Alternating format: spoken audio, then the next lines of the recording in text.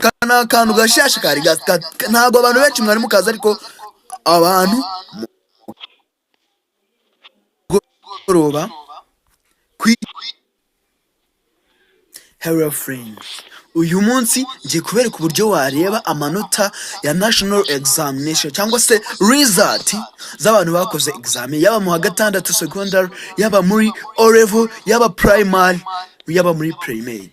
Uburyo ngiye kukwerekana uburyo bushasha bwasohotse uyu munsi. Murabizi ko ku isaha y'umugoroba ku itariki 20, mbese ku ijoro ryo ku itariki 20 niho amanota, itangazo rivuga ko amanota yenda gusohoka ryabashije kuba ryagera hanze. So rero wowe niba ari ubwa mbere ugeze ahangaha, bana nanjye udufashe kandi kuri buto ya subscribe ukandi na like kuri no channel bita Plambas Baba kugira ngo utazajya ucikwa. Ikindi kandi niba uri umuntu mu bantu bakunda filime nziza z'urukundo, filime nziza z'urubyiruko, filime nziza, ari filime turi kubategura yitwa The Poison in Love na filime yitwa Ikinyendaro, azaba ari filime nziza, azaba ari filime ya danger. Niba ugize amahirwe ukareba ino video kugira ngo ubashe kuba nakwereka uburyo wareba amanota n'izo filime, rero ntuzabashe kuba wazicikwa. Niba ukunda high school life, filime za school, niba uzikunda ujye kuzibariza ahangaha kuri channel bita Plambas Nova, byose niho twigiye kuza bibera. So rero first of all tutiriwe dutinda, dore uburyo bushasha bwo kureba amanota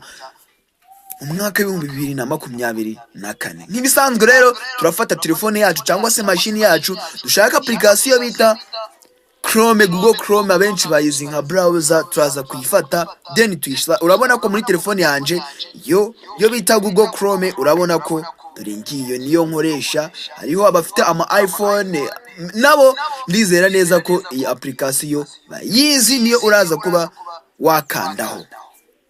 Turayikoraho sasa, turanze kwinjiramo nk'ibisanzwe. Urabona ko batugije muri Google Chrome yacu, then turaza ahangaha muri search, ahantu bita muri search engine. Hose ndabizi neza ko niba ukoresha telefone nta waba utahazi.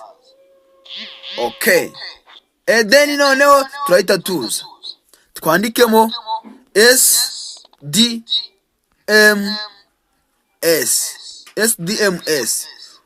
Okay, sorry, SDMS. Urabona ko SDMS. Okay, duhite dukora searching.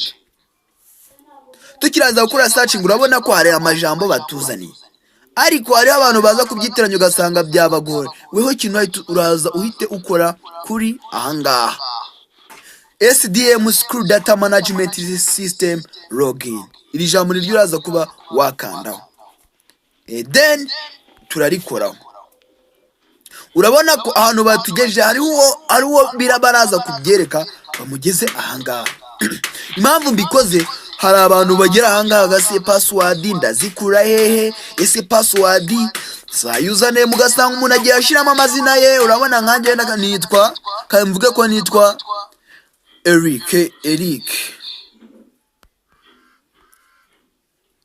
wenda muzungu Eric.